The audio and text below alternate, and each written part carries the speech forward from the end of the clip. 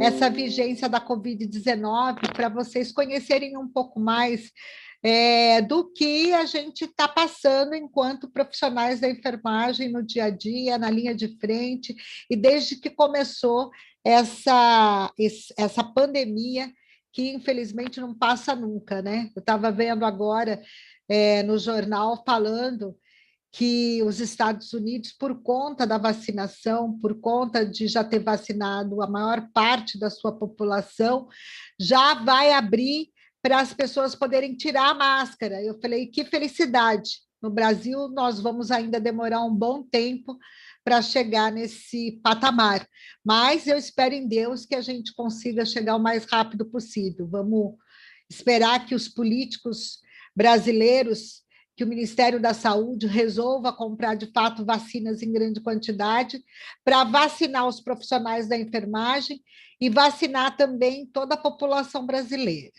Eu vou compartilhar minha tela para a gente poder ver a apresentação. Só um minuto. Apresentação. Bom, aqui tem os meus dados, né? Eu vou falar para vocês sobre o cenário do trabalhador da enfermagem na vigência da Covid-19. Aqui tem o meu telefone, quem quiser anotar, o meu e-mail, para depois, se quiser tirar alguma dúvida, eu estou sempre à disposição e pode mandar as dúvidas, se tiver depois denúncia também pode mandar, que a gente vai tratando e encaminhando para os setores, para os locais corretos, as diversas denúncias que acabam chegando.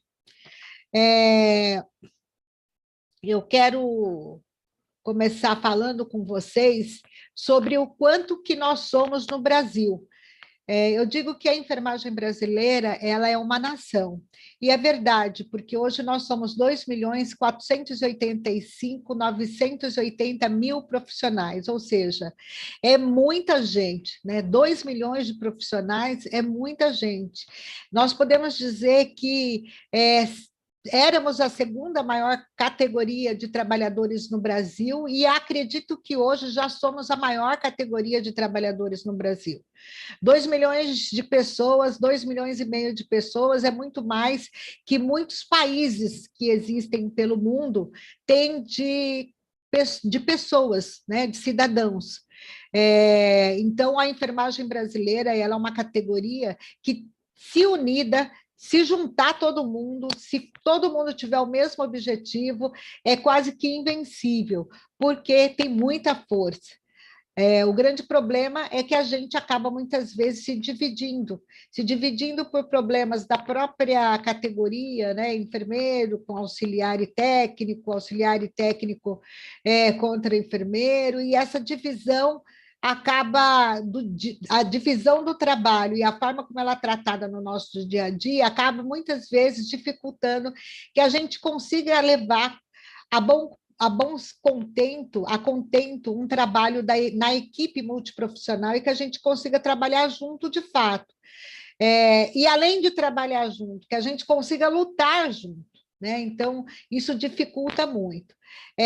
Apesar da gente ser 2.485.000 enfermeiros no Brasil, nós só somos 24,66%.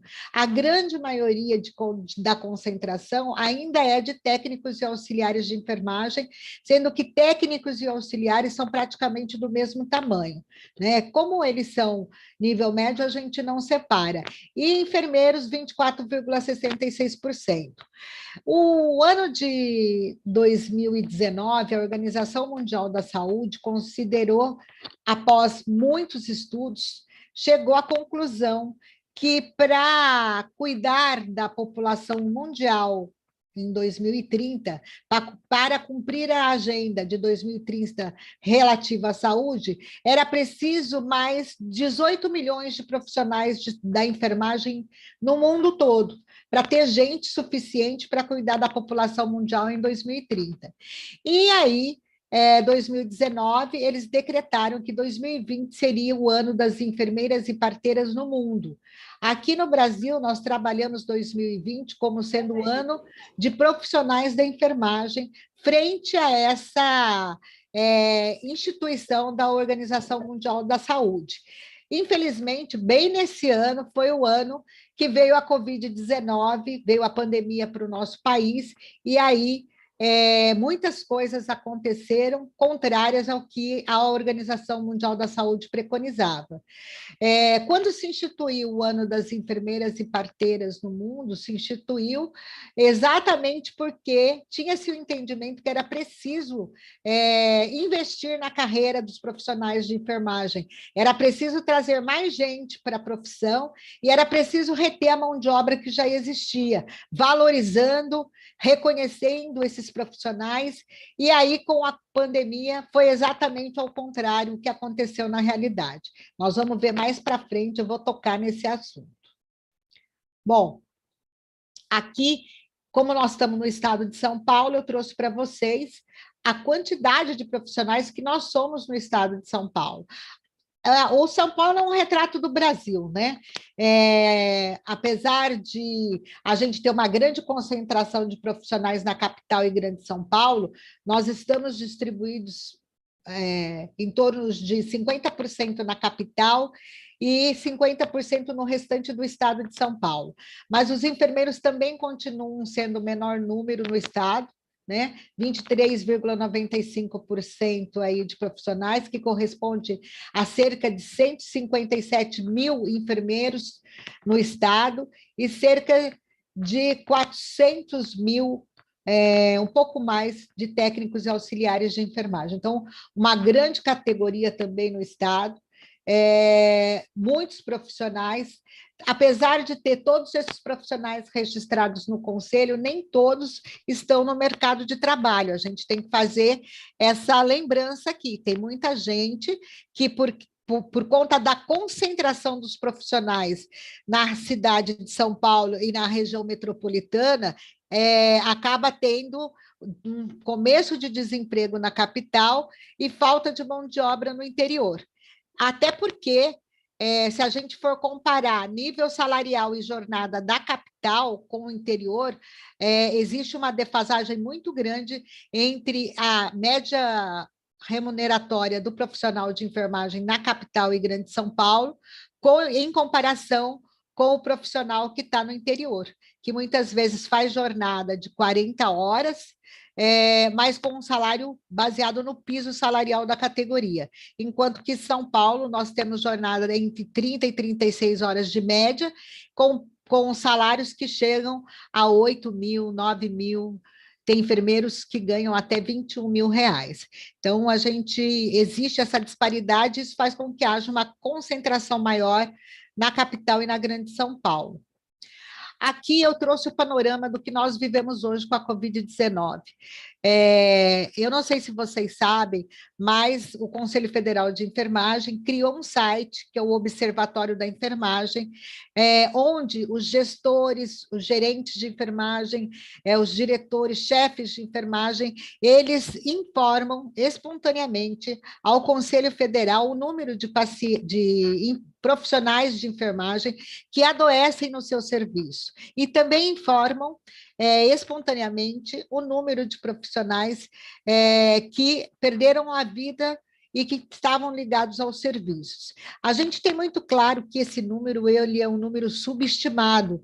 Na realidade, esse número deve ser bem maior, mas apesar de todas as instituições já terem solicitado, nós, enquanto Sindicato dos Enfermeiros aqui no Estado, a Federação Nacional dos Enfermeiros em nível nacional, os números oficiais de profissionais que adoeceram e de profissionais que foram a óbito, nem o Ministério da Saúde, nem a Secretaria Estadual de Saúde até hoje informou os números oficiais. Lembrando que no começo da pandemia não havia necessidade de informar quando tinha um adoecimento, um óbito, qual era a profissão. Então, isso também fez com que esses números ficassem subestimados. Então, hoje no Brasil, nós temos 55.488 profissionais de enfermagem adoecidos. Uma parte deles em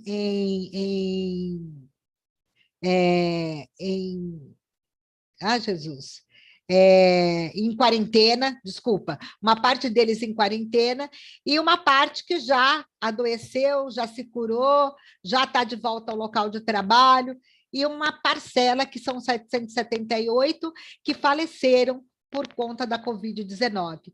Um número bastante triste, porque nós temos que levar aqui em consideração que desses profissionais que vieram a óbito, muitos foram exatamente por conta do descuido dos gestores e dos empregadores no começo de fornecer equipamentos de proteção. A gente vai falar disso mais para frente, né? E lembrando que mesmo aqueles que adoeceram, desses 55.488 e que já se curaram, alguns tiveram sequela. Hoje à tarde eu estava numa live com o deputado Mauro Nassif e a gente até falava sobre isso, porque esses profissionais que tiveram Covid, ficaram sequelados, foi aprovado agora,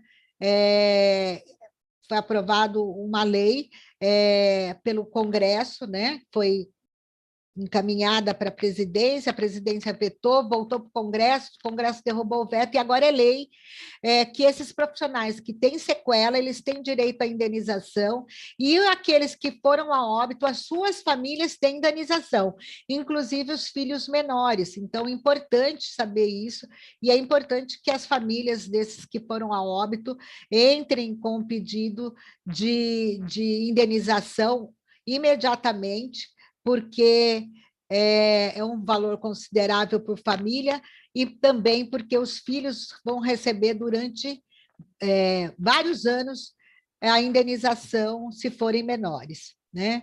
Então, é importante isso. Nós temos aqui ainda, para falar para vocês, dos casos, né? Então, o estado de São Paulo é o estado que desponta em número de contaminação de profissionais.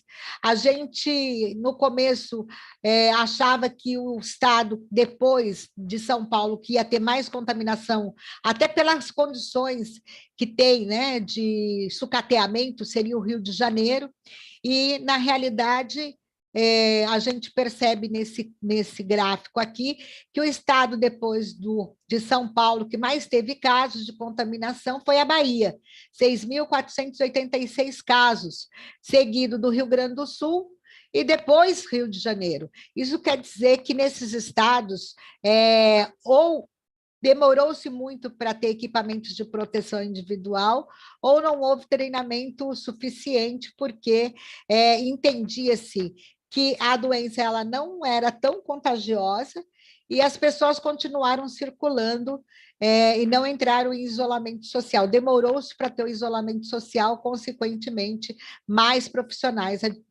adoecidos, mais profissionais contaminados. Os óbitos, eles já mostram uma característica diferente. Nós temos São Paulo, como sempre, né? Por ser o maior estado, acaba sendo também aquele que tem mais profissionais que perderam a vida, seguidos do Amazonas. A gente, apesar da Bahia ter sido segundo em contaminação, ela não é o segundo estado em óbitos. O segundo estado em óbitos é Amazonas, por conta daquela situação que se passou em Manaus, que vocês devem ter ouvido pelo noticiário, que foi a falta de oxigênio, a falta de suporte para atender os pacientes, e nós, óbvio, quando adoecemos, passamos a ser pacientes e somos tratados da mesma forma que o cidadão comum, né? Então, também acabamos sofrendo com o problema da falta de oxigênio em Manaus. Por isso, Manaus passa a ser o segundo estado com maior número de mortes. Seguido de Rio de Janeiro, que aqui passou na frente, né, de Rio Grande do Sul. em termos de óbitos. E Rio Grande do Sul, que era o terceiro, passa a ter um menor número de mortes do que os outros estados. Então, apesar de ter uma maior contaminação, houve uma maior recuperação dos profissionais que adoeceram. Aqui, para vocês terem uma ideia, nós temos a contaminação do Covid por faixa etária de profissionais da enfermagem no Brasil.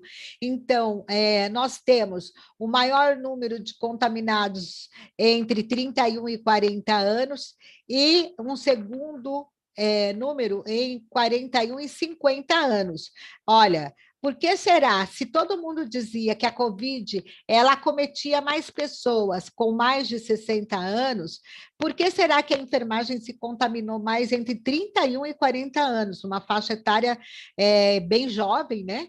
E 41 e 50. Aqui, na nossa análise, isso acontece porque a categoria, hoje, ela tem uma idade média de mercado de trabalho de 36 a 37 anos, que está nessa primeira faixa etária de contaminação dos 22.992 profissionais. Então, o fato de nós estarmos mais jovens na linha de frente, né, estarmos com uma média de idade de 36 a 37 anos, o maior número de pessoas, faz também com que a gente tenha o maior número de contaminação desses profissionais, seguidos daqueles de 41 e 50 anos. Quando a gente vai para o gráfico de óbitos, a gente percebe que de 31 a 40 cai, né? O número de óbitos é menor do que entre 41 e 50 e 60 anos, que é onde teve maior concentração de óbitos dos profissionais da enfermagem. Aqui a gente deduz que foram por conta das comorbidades, né? Os enfermeiros que já estão na faixa etária de 41 a 60 anos, que começam a apresentar aí comorbidades como hipertensão, diabetes, insuficiência renal, insuficiência cardíaca, que estão mais suscetíveis à contaminação e que, portanto, inclusive a contaminação e a fase mais grave da doença, portanto, um maior número de óbitos nessa faixa etária. Aqui, para falar um pouco da Covid relacionada ao sexo, né? Nós temos que, no caso de adoecidos, nós temos 85,31% de mulheres, o que é bem característico da nossa profissão, porque nós somos 89% da profissão, ela é constituída pelo sexo feminino, então, portanto, ela é uma categoria majoritariamente feminina. Então, óbvio que, como tem mais mulheres na linha de frente, mais mulheres se contaminaram durante esse período, desde março de 2020 até o presente momento. Esses dados, gente, eu atualizei eles hoje, então nós estamos falando de março até o dia de hoje, tá? Os óbitos, eles já mudam a sua característica. Cai o número de casos por sexo feminino de 67 para 67, e o masculino, que era de 14,69 a contaminação, cai para 32,35%. Ou seja, a gente percebe que, apesar das mulheres se contaminarem mais, elas morrem mais, mas há um acréscimo do número de homens que acabam indo a óbito depois de contaminados. Né? Ele cresce, ele mais do que dobra o número de contaminados, né? De 14% para 32% aí. A gente acredita aqui, e eu deixo aí para vocês pensarem, né, em TCC, quem é pesquisador pensar em fazer uma pesquisa de campo, e avaliar essa questão do gênero. Por que será que aumentou o número de óbitos do sexo masculino e diminuiu o número de óbitos de mulheres? Será que elas são mais resistentes? Será que as mulheres têm menos comorbidades do que os homens? Será que os homens eles se cuidam estudam menos e, portanto, têm menos cuidado, portanto, adoeceram, morreram mais, tiveram a fase mais grave da doença, enfim. São dados para serem explorados na pesquisa, para um TCC, para uma pesquisa científica, porque é preciso checar, e é interessante esses dados com relação à questão do gênero. Bom, pessoal, por incrível que pareça, no Brasil, hoje, ainda, a cada minuto, um profissional é infectado pela Covid-19. Esses são dados que foram apresentados pela Folha de São Paulo. Olha o absurdo disso. Isso significa dizer que nós, apesar de estarmos com equipamentos de proteção, ainda estamos mais suscetíveis. Apesar de já ter iniciado a vacinação, ainda continuamos suscetíveis à doença, à contaminação, e precisamos continuar nos precavendo. O Conselho Internacional de Enfermeiros declarou que o Brasil ele é responsável por 1/3 das mortes de profissionais de enfermagem no mundo. Gente, isso não é qualquer coisa. Isso é um dado extremamente significativo. Isso significa, por exemplo, se morreram 600 profissionais de enfermagem no mundo, 200 foi no Brasil, o resto foi no resto do mundo, os outros 400. Ou seja, é um número extremamente grande. Isso significa que o gestor, o empregador do setor filantrópico, do setor privado, não está cuidando dos profissionais da enfermagem como deveria cuidar. Os profissionais da enfermagem estão na linha de frente e não estão com as medidas todas necessárias para que eles estejam protegidos e tenham o mínimo de contaminação possível. É preciso avaliar o porquê de tantas mortes de profissionais de enfermagem no nosso país. Só em janeiro, gente, deste ano, morreram 49 profissionais de enfermagem em um único mês. Isso é um número assustador, é um número muito grande, por Covid-19. Tá? Por Covid-19. E isso é fruto da falta de isolamento social que aconteceu no final do ano. As pessoas saíram para o Natal, saíram para o Ano Novo, os lugares estavam cheios, apesar de falar, da gente ter pedido que as pessoas ficassem em isolamento, mantivessem distanciamento social, isso não foi feito, e o reflexo foi o aumento de profissionais adoecidos, porque tiveram que atender mais pessoas, consequentemente, tiveram mais contatos. Lembrando que o Brasil é o país que mais tem pessoas que são assintomáticos, e quem tem Covid e é assintomático continua transitando em todos os lugares e transmitindo a doença sem saber que está transmitindo, porque nós não testamos o número de vezes necessárias para saber, para rastrear a doença onde ela está indo. Então, isso foi também um problema dos gestores públicos, dos gestores privados, foi a falta de testagem. Mas vamos falar um pouquinho disso mais para frente. Aqui, para vocês terem ideia, né, no Brasil, nós temos mais de 32 mil casos de profissionais que estão em quarentena neste momento. Só no estado de São Paulo, nós temos 5.693 profissionais da enfermagem em quarentena. Isso significa que, enquanto esses profissionais estão em quarentena, estão em isolamento, porque ou estão com suspeita, ou estão com casos confirmados, no local de trabalho onde eles estavam, tem um buraco. Então, com isso tem aumento de jornada, sobrecarga de trabalho, porque o empregador ele acaba não repondo esse trabalhador que está de licença. Não é culpa do trabalhador, porque ele não tem culpa de se contaminar e ter adoecido, mas, consequentemente, acaba ocorrendo uma sobrecarga, porque os empregadores, porque os gestores acabam não vendo que há necessidade de colocar outras pessoas para substituir. Eu estou falando de maneira geral. É óbvio que tem prefeituras que têm feito esse trabalho, inclusive de contratação de emergência, para reposição de profissionais. Tem empresas que têm feito o trabalho de reposição, mas a grande maioria principalmente no interior, não tem feito a reposição necessária para que quem ficou na linha de frente por conta do afastamento daqueles que adoeceram não fique sobrecarregado. Aqui, o Sindicato dos Enfermeiros, ele faz parte de uma internacional, que é a Internacional de Serviços Públicos. É uma internacional que congrega mais de 700 sindicatos em nível mundial. E no Brasil, a Internacional fez uma pesquisa que foi dado o nome de Trabalhadores Protegidos Salvam Vidas. Foi pesquisado todos os profissionais da saúde, mas eu sempre trago esses dados porque a enfermagem ela foi mais de 50% dos trabalhadores que responderam a essa pesquisa. Então, é praticamente uma pesquisa voltada para o profissional da enfermagem.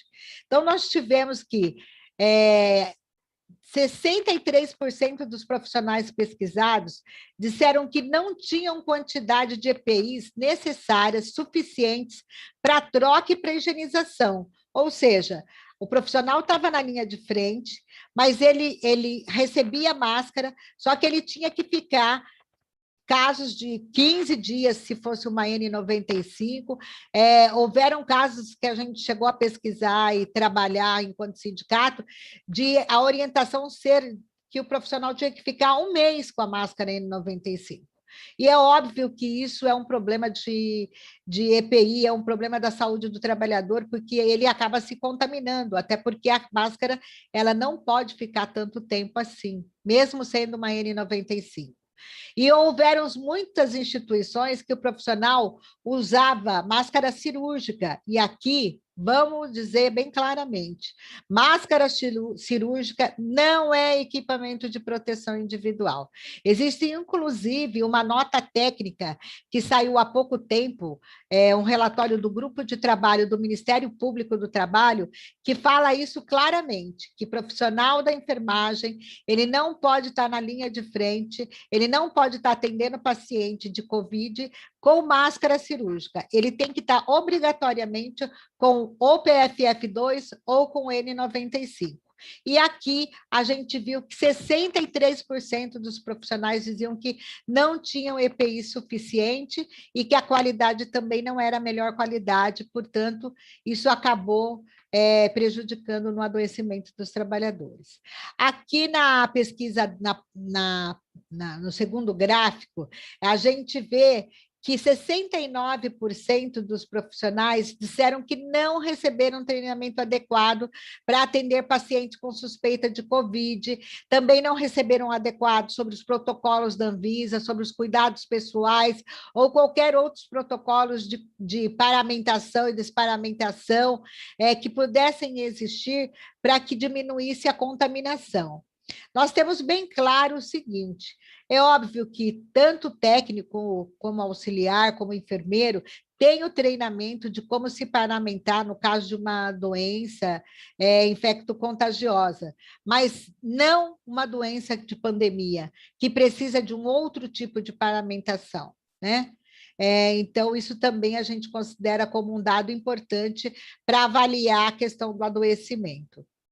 Aqui, falando sobre a questão do sofrimento psíquico e o assédio moral que os trabalhadores vêm sofrendo durante a pandemia. 54% dos profissionais pesquisados disseram que ou estão passando por algum sofrimento psíquico, né, por conta da sobrecarga, ou por depressão, ou síndrome de burnout, ou ansiedade, né, ou estão sofrendo algum tipo de assédio moral por conta dos empregadores, dos gestores, dos chefes imediatos.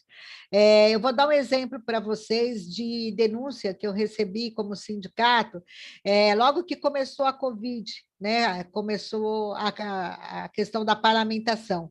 Muitas instituições não permitiam que os profissionais que estavam atendendo os pacientes usassem nem máscara cirúrgica, porque diziam que as pessoas podiam se sentir ficar assustada, isso poderia causar um pânico na população, então que era importante não usar máscara, e obrigava os trabalhadores a não usar máscara e não usar nenhum tipo de paramentação ou de roupa que pudesse assustar a população, né? Isso também acaba levando aí um maior adoecimento. Bom, o que o sindicato entende como causas do adoecimento e dos óbitos dos profissionais de enfermagem? Primeiro, despontando a questão da falta de equipamentos de proteção individual, né? A falta de máscara N95, PFF2, a falta do macacão impermeável, do face shield, a falta do óculos, né? Tudo isso fez com que os profissionais eles se contaminassem logo no começo da doença e nos casos quando tem quando tem um pico, como teve agora, né? Uma subida da curva, acaba tendo alto índice de contaminação por conta de falta de equipamentos de proteção individual. Ou porque esses equipamentos de proteção individual, eles não tinham a qualidade necessária para proteger o trabalhador. Nós tivemos aqui fotos enviadas pelos trabalhadores que eles usavam uma máscara que parecia mais um sutiã tomara que caia, pegava o rosto inteiro, só tinha uma camada e aquilo não protegia absolutamente nada, porque 10 minutos depois que o trabalhador estava usando, falando, ela já estava umedecida, já tinha que jogar fora. E os aventais que tinham que ser impermeáveis, a gente via profissionais com um avental que você olhava de um lado para o outro, ele era transparente. Então, óbvio que não se cuidou direito desses profissionais, não se deu os equipamentos necessários. Não houve afastamento do grupo de risco, quem tinha comorbidades, as gestantes e lactantes. Nós encontramos muitas gestantes na linha de frente da Covid, mesmo tendo uma lei que dizia que a gestante tinha que estar em local salubre. Nós encontramos diversas gestantes em UTIs, em pronto atendimento, em UPA, cuidando e recebendo paciente de Covid-19, né? E enfermeiros, técnicos com comorbidades que continuavam na linha de frente, mesmo tendo diabetes, hipertensão e outras doenças que são consideradas comorbidades no grupo de risco. E é engraçado, porque teve uma portaria do governador dizendo que os servidores que tinham comorbidades gestantes e lactantes tinham que ser afastados com mais de 60 anos por conta de ser grupo de risco. Quando falou do grupo de risco na área da enfermagem, todo mundo ficou desesperado, porque o povo entendia que não, isso daí servia para os servidores, mas não para os servidores que eram da enfermagem. Para esses, não. Eles, mesmo sendo gestante, lactante, tendo doença, eles tinham que continuar na linha de frente. E aí, óbvio que a gente teve que intervir, porque, apesar da gente ser trabalhador da saúde, apesar da gente ser profissional da enfermagem e ser necessário na linha de frente, nós, antes disso, somos seres humanos como qualquer outro, e adoecemos, então não dá para tratar de maneira desigual as pessoas. A falta de treinamento, que eu já falei um pouco, né? A falta de treinar a paramentação e principalmente a desparamentação. Gente, tem uma pesquisa que apontou que grande quantidade dos profissionais de enfermagem se contaminaram na hora de tirar a roupa, não foi em contato, não foi na questão dos EPIs, uma grande quantidade foi na hora de tirar por falta de treinamento, porque uma coisa é você ter treinamento para se vestir para cuidar de um paciente com uma doença infecto-contagiosa que você já conhece, que você já viveu, que sabe quais são as consequências. A outra coisa é você cuidar de um paciente de uma doença que você não conhece, que você até hoje não sabe quais são, de fato, todas as consequências e nem sequer quais são todos os sintomas dessa doença, porque isso a gente ainda não conhece completamente, né? Tanto é que nós temos casos aí na literatura, inclusive aqui no Brasil, de pacientes que tiveram alta e depois de 3, 4 dias retornaram para a instituição e acabaram indo a óbito por consequência da Covid-19, né? Então, a gente precisa ficar bastante atento. Então, aí acabou acontecendo uma série de contaminação dos trabalhadores. A contratação de pessoal sem experiência e sem treinamento. Nós não somos contra contratar ninguém sem experiência, ao contrário, nós entendemos que tem muitos profissionais no mercado de trabalho que não têm experiência, mas que precisam ser admitidos, precisam de empregos como todo mundo. Agora, o problema não é admitir contratar sem experiência, o problema é contratar sem experiência e colocar esse profissional sem nenhum treinamento na linha de frente. E aconteceu muito disso, principalmente nos hospitais de campanha. Muitos profissionais recém-formados ou que já tinham tempo de formado, mas que não tinham experiência ainda, foram admitidos e foram já direto para o cuidado. E, óbvio, isso não podia dar em outra coisa a não ser a contaminação. Falta de local adequado para descanso. Aqui eu quero chamar a atenção para vocês que existe desde 2020, de janeiro de 2020, uma lei que fala do local adequado para descanso, a chamada sala de descompressão. Toda instituição de saúde, ela tem que ter uma sala de descompressão para os profissionais da enfermagem. É lei no nosso estado, né? É uma sala que tem que ter uma sala com local adequado, com aeração boa, que tem que ter local, ou seja, poltronas confortáveis, se possível, camas para as pessoas poderem fazer descanso, ou seja, uma sala de descanso com qualidade para os profissionais. A gente, inclusive, está cobrando isso das instituições, né? Essa semana mesmo nós tivemos uma mesa com o Ministério Público do Trabalho em uma determinada instituição aqui em São Paulo, que eu não posso falar o nome por questões éticas, que nós tivemos que fazer o Ministério Público, junto com a gente, fez uma nova imposição de que a sala de descanso fosse refeita e fosse dada as condições necessárias e adequadas para que os profissionais, de fato, pudessem descansar. As longas jornadas e dobras de plantão, né? Suspensão de férias, foi o que aconteceu no último período. Muitos profissionais tiveram férias suspensas, então tinha gente que estava já há quase 2 anos sem ter férias, por conta de normalmente tirar uma férias quando já está vencendo a segunda, até porque às vezes não tem número suficiente de trabalhador na instituição, e aí veio a pandemia e suspendeu, ou seja, nós estamos entrando, tem muitos trabalhadores entrando no 3º ano sem férias. Óbvio que não podia dar outra coisa. Isso diminui a resistência física do profissional, faz com que ele fique mais suscetível a se contaminar e, consequentemente, contaminar outros colegas, contaminar pacientes e contaminar, inclusive, os seus familiares. O medo, a incerteza e a insegurança é outra causa aí de cuidar de causas de adoecimento. O medo de se contaminar. Gente, tem muita gente na linha de frente que tem sim, está lá trabalhando porque precisa, porque é necessário, porque é o nosso papel, mas tem medo de se contaminar.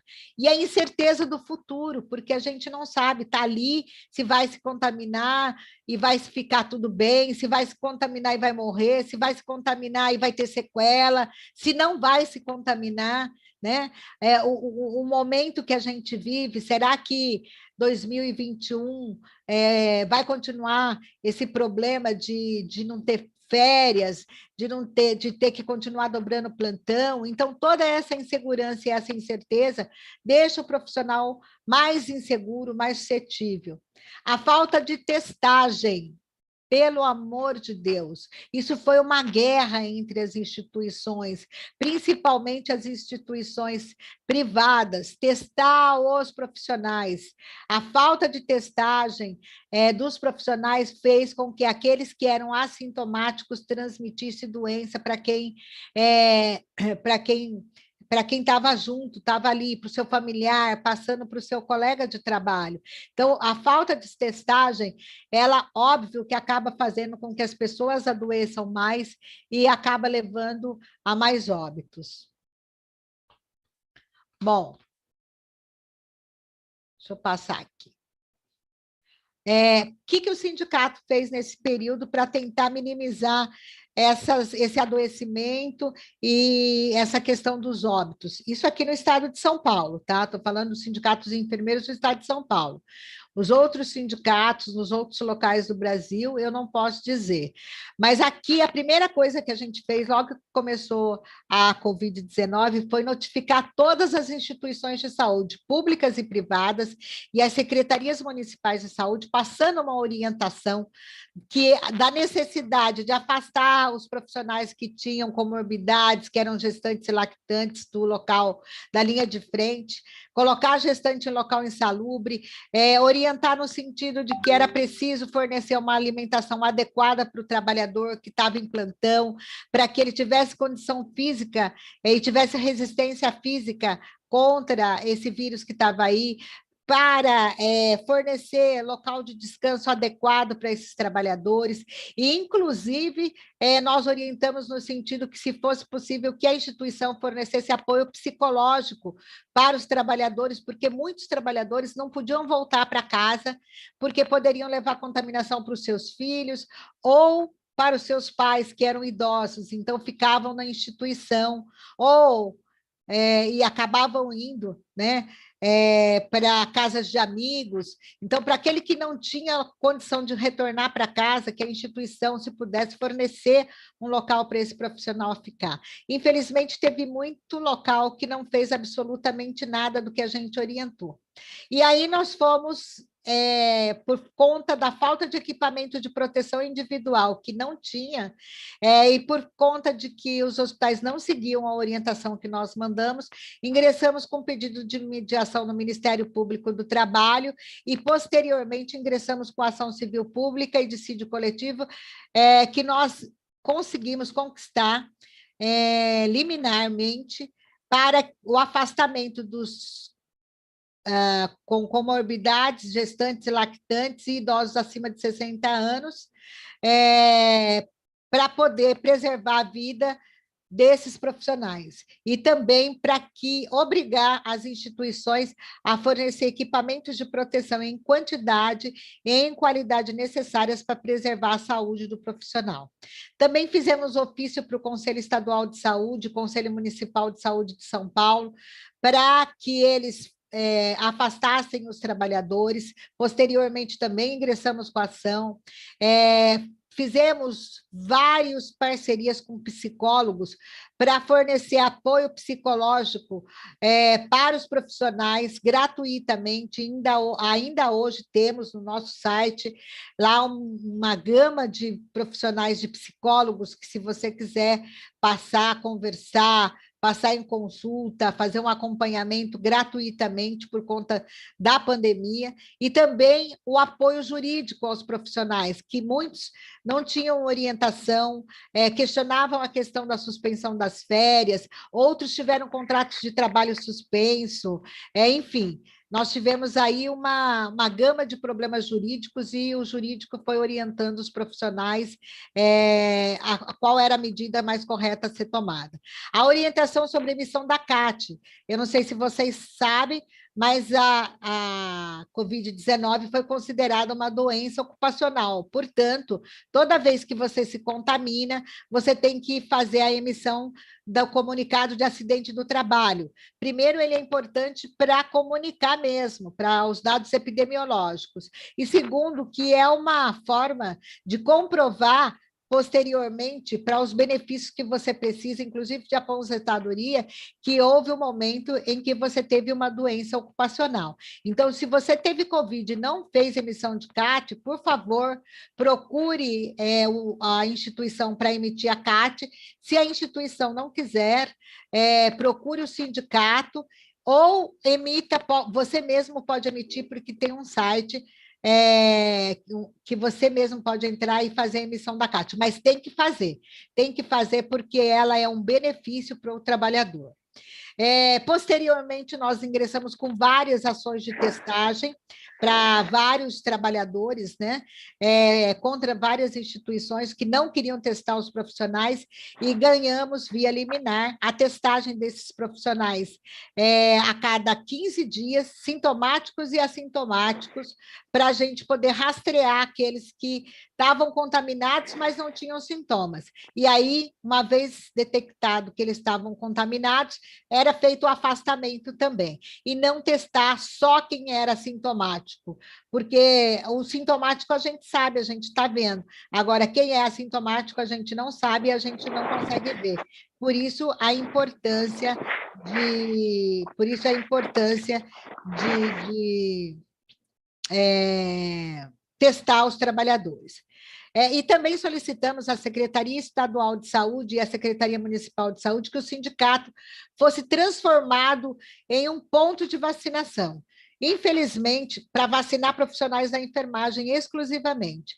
Mas, infelizmente, até o presente momento, a gente não teve, apesar de ter cobrado muitas vezes, nós não tivemos até o presente momento nenhum retorno da Secretaria Municipal de Saúde, que é quem permite que, como o sindicato, a sede está na capital, é eles que têm que dar autorização, e até o presente momento nós não tivemos retorno. Bom, conclusão de tudo isso, né? Primeira coisa é que o Conselho Internacional de Enfermeiros indicou que a atual escassez de enfermeiras é de 6 milhões. 6 milhões só de enfermeiras, 18 milhões de profissionais de enfermagem no mundo, certo? Faltam profissionais de enfermagem. Faltam 6 milhões de enfermeiras no mundo, faltam 18 milhões de profissionais de enfermagem no mundo para cuidar da população. 4 milhões de profissionais que já existem, até 2030 vão estar aposentados. Ou seja, nós temos um déficit de 6 milhões e vamos ter menos 4 milhões. Isso significa que nós podemos perder cerca de 10 milhões a menos, vamos ter 10 milhões a menos de profissionais de enfermagem. E que a força de trabalho global, que é de 27 milhões de profissional, pode diminuir dos 10% até 50% de 27 milhões. Ou seja, nós estamos o tempo inteiro dizendo que a enfermagem ela precisa crescer, ela precisa ser valorizada, que nós temos que fazer com que os empregadores cumpram o dimensionamento de pessoal de acordo com o Conselho Federal, de acordo com a resolução do Conselho Federal de Enfermagem, para a gente ter quantidade de trabalhadores suficiente, mas no pós-pandemia, nós temos aí uma perspectiva de um grande número de trabalhadores deixarem a profissão. Isso não sou eu quem estou dizendo, é o próprio Conselho Internacional de Enfermeiros que tem feito pesquisas, consultado os profissionais que estão na linha de frente, que estão trabalhando, e que estão dizendo que a hora que terminar a pandemia, ou vão deixar a profissão, né, ou vão migrar para outra, vão se aposentar, ou vão deixar mesmo porque não querem mais trabalhar, não precisam mais, ou porque vão migrar para outra profissão, porque entendem que a enfermagem é uma profissão altamente desvalorizada, com uma sobrecarga de trabalho enorme, com uma jornada de trabalho muito extensa e que, consequentemente, há uma sobrecarga do profissional, não só daquele que está na linha de frente, mas que está na atividade seja no setor público ou no setor privado. Nós corremos o risco de não termos quem cuida da gente todo mundo, da gente, da enfermagem, nós cuidando de nós mesmos e da população como um todo. Então, a sociedade, a população mundial corre o risco de não ter profissionais suficientes para cuidar deles em 2030. E aqui, gente, nós temos brigado demais pela valorização dos profissionais da enfermagem. Vocês devem ter visto aí a nossa luta pela aprovação do projeto 2564, que regulamenta o piso salarial nacional e a jornada de trabalho em 30 horas semanais. Esse projeto é um projeto que nasceu no Senado pela autoria do senador Contarato, né? Eu tive com ele ontem conversando. O senador acredita que se a gente conseguir fazer com que 54 senadores assinem o requerimento de inclusão de pauta, o projeto tem condição de ir para a pauta até o dia 20, que é quando termina a Semana da Enfermagem, e para isso eu convoco vocês que estão me assistindo, que estão me ouvindo, a mandar e-mails, a twittar, a mandar direct pelo Instagram para os senadores, para que aqueles que não assinaram ainda o requerimento, que assinem imediatamente, para a gente conseguir ter as 54 assinaturas necessárias para, assim, o presidente do Senado, Rodrigo Pacheco, colocar o projeto do piso salarial na pauta de votação. Só o movimento da enfermagem, só a pressão que os trabalhadores, que os seus familiares, os seus amigos vão fazer, é que vai fazer com que o senador coloque o projeto para ser votado. E depois disso tem um segundo passo, que é, já nesse momento, mandar Twitter para os senadores, mas também mandar Twitter para os deputados na Câmara dos Deputados, e pedir para os deputados fazerem requerimento pedindo inclusão de pauta do projeto na Câmara dos Deputados, pedir para os deputados pressionarem o presidente da Câmara, o deputado Arthur Lira, para que ele também debata os projetos que são de interesse da enfermagem, para a gente poder ter o que é direito da enfermagem, porque eu entendo que regulamentação de piso e jornada é um direito nosso, de valorização. Outras categorias já têm jornada de 30 horas, como o caso dos fisioterapeutas e terapeutas ocupacionais, as assistentes sociais. Quando a gente brigava pelo nosso projeto, a assistente social teve o seu projeto votado, aprovado e sancionado, e nós ficamos para trás. Então, há uma dívida do Parlamento brasileiro com os profissionais da enfermagem. Vamos todos juntos cobrar isso, tanto dos senadores quanto dos deputados. Vamos juntos buscar a valorização que a enfermagem tanto necessita. Ela precisa ser cuidada, a enfermagem tem que ser vista, a enfermagem tem que ser cuidada, a enfermagem precisa ser valorizada. Era isso que eu tinha para falar, meu muito obrigada. Solange, tirei então do ar, tá bom? Perfeito. Pessoal, eu não sei se vocês têm alguma pergunta para fazer, se alguém quiser perguntar, pode abrir o microfone e fazer a pergunta que eu vou respondendo.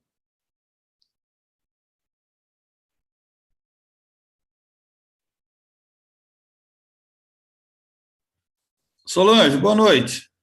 Boa noite. Eduardo, Oi, Eduardo.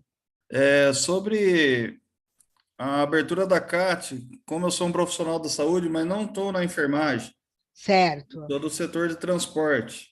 certo. Como que eu consigo abrir a CAT? Você pode procurar... Você é servidor? Eu sou servidor terceirizado. Ah, é terceirizado. Não, então você tem que procurar o sindicato que representa os terceirizados, que eles podem abrir a CAT para você, certo? E você também pode entrar no site do INSS, lá tem um local para você mesmo emitir tua CAT. Mas é sempre bom pedir para o sindicato emitir, porque é mais aceitável, inclusive, quando é emitido pelo sindicato. E qual que é o prazo? Não, não tem prazo. O quanto mais rápido você emitir, melhor. Não pode ficar demorando. E a CAT é um documento importante. É importante para aposentadoria, é importante para benefício, tá? Ok, obrigado. Nada. Olha, tem uma pergunta. Solange, Oi, boa noite, meu nome é boa Eleni. noite. Oi, Eleni. Eu queria saber por que o salário da enfermagem é tão diferente de lugares para lugares. Você a gente vê que em vários lugares o profissional da enfermagem ganha muito, mas muito mal mesmo.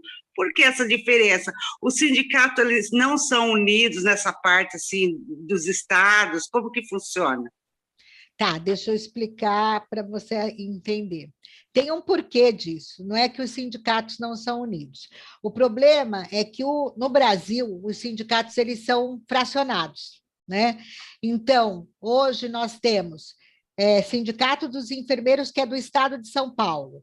Aí tem Sindicato de Empregados em Estabelecimentos de Serviços de Saúde, que cuida dos técnicos e auxiliares do setor privado e são regionais. Então, você tem o Sindicato de Campinas, o Sindicato de São Paulo, Sindicato de São José, e quem é servidor tem o Sindicato dos Servidores Públicos, cada um no seu município. Bom, para cada sindicato desse, é feita uma negociação com o sindicato patronal. Então, os enfermeiros vão lá e negociam com o sindicato patronal para instituir piso salarial e jornada para os enfermeiros. Só que tem um outro problema, o sindicato patronal também é fracionado. Então, nós temos o sindicato patronal dos hospitais filantrópicos de São Paulo, sindicato dos hospitais filantrópicos de Bauru, de São José do Rio Preto. Aí tem o sindicato do setor privado, que é o Sindiosp, que é estadual. Depois tem o sindicato das... Então, é muito sindicato, é muito. E para cada sindicato, você vai negociando um tipo de benefício. Tem sindicato que você consegue avançar no valor do salário, aí consegue colocar um salário mais alto, um piso salarial mais alto. Tem sindicato patronal que você não consegue colocar um piso mais alto, você acaba negociando em cima do INPC. Então, essa disparidade acontece porque nós temos muitos sindicatos de trabalhadores fracionados e muitos sindicatos de patrões fracionados. Com uma diferença, os patrões são sempre unidos. Os empregados, de fato, existe aí uma desunião entre os sindicatos de empregadores, né? E isso acaba tendo reflexo. Nós temos lutado o tempo todo para tentar juntar todo mundo, que não seja na mesma central, que não seja no mesmo sindicato, mas que seja pelo menos na mesma política para poder fortalecer. E é por isso, inclusive, que a gente briga para ter um projeto de lei, porque se for lei o piso salarial nacional, aí é o mesmo salário para todo mundo, é a mesma jornada para todo mundo. Por isso, a importância de aprovar esse projeto 2564. Eu não sei se você conseguiu entender, porque isso é bem complicado. Ah, entendi, sim. Muito obrigada pela atenção. Nada. Olha, eu tenho aqui no chat uma pergunta da Fernanda que fala: você acha que a maioria da contaminação está ocorrendo por erro na hora da paramentação e desparamentação, ou mais pela falta ou má qualidade dos EPIs? Eu tenho certeza, Fernanda, que a grande maioria é pela falta e pela má qualidade de EPI. Não tenho dúvida disso. Houve em algumas instituições uma grande contaminação por conta da desparamentação dos profissionais, mas a grande maioria dos trabalhadores, eles não relatam isso, eles relatam, quando pesquisados, que o problema é equipamento de proteção individual, quantidade e qualidade muito ruim. Para vocês terem ideia, ainda hoje a gente briga com instituição que não está dando o equipamento de proteção adequado. Tem muita gente ainda em instituição recebendo, cuidando de paciente com máscara cirúrgica, quando deveria estar com PFF2 e N95. Aqui a Ana Pereira está perguntando: existe algum protocolo para período de testagem dos profissionais? Não, não existe protocolo. Tem um protocolo, sim, da Anvisa, mas ela não institui que você é obrigatório a testagem. Quando que é obrigatória essa testagem?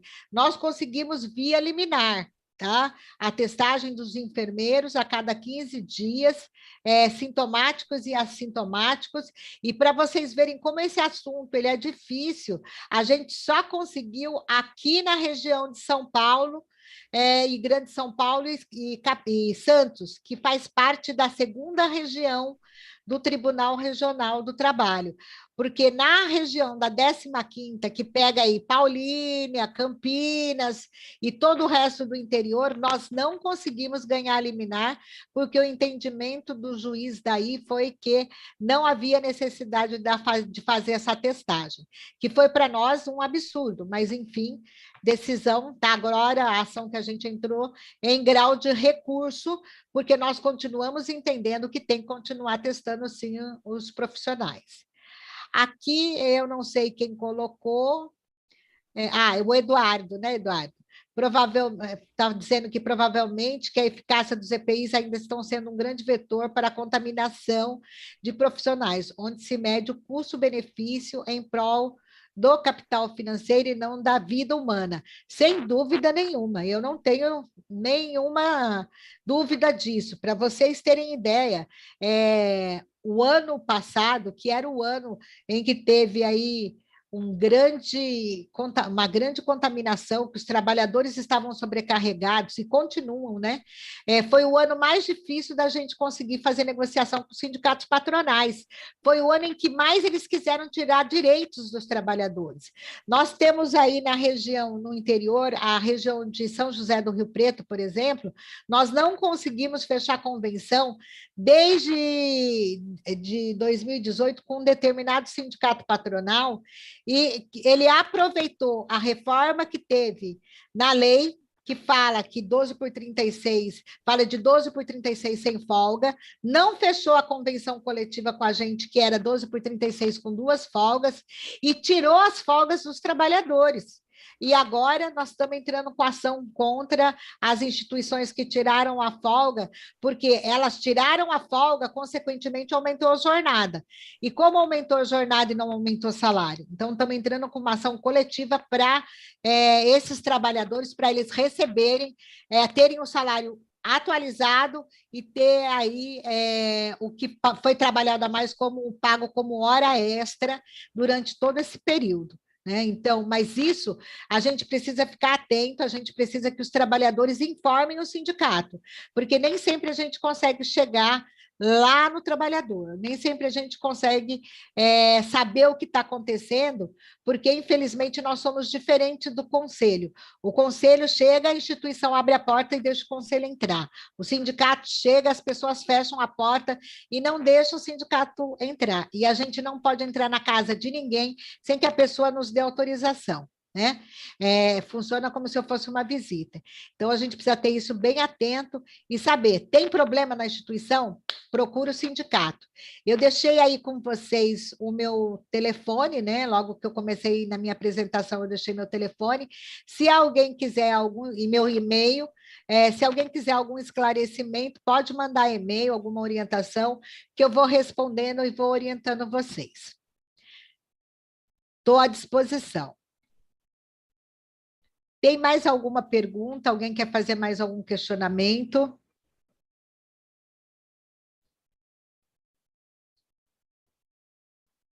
Bom, se ninguém quiser fazer nenhum questionamento, eu vou agradecer, Zé Paulo, pela oportunidade de poder estar aqui, poder estar falando com os alunos, demonstrando um pouquinho do cenário da enfermagem no Brasil frente à Covid-19, dizer que se vocês quiserem depois a apresentação, é só me mandar e-mail que eu encaminho para vocês, fica à disposição, que o Sindicato dos Enfermeiros está à disposição de todos e que eu também, que precisarem, pode entrar em contato comigo, ok?